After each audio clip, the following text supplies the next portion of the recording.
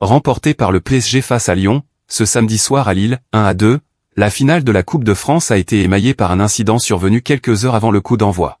Une rixe entre supporters a éclaté au niveau du péage de Fresnes-lès-Montauban.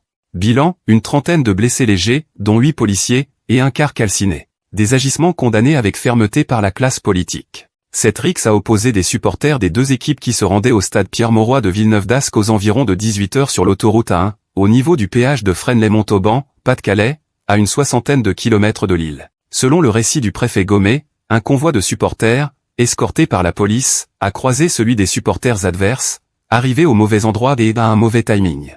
Des supporters, dont il n'a pas clairement précisé s'ils étaient lyonnais ou parisiens, ont alors déclenché les sécurités du bus pour attaquer l'équipe adverse, qui a de son côté envoyé des fumigènes contre un autocar. Il y a eu des rixes très violentes, avant l'intervention rapide des forces de l'ordre, selon Monsieur Gomet. Outre le car incendié, 4 autres ont été endommagés.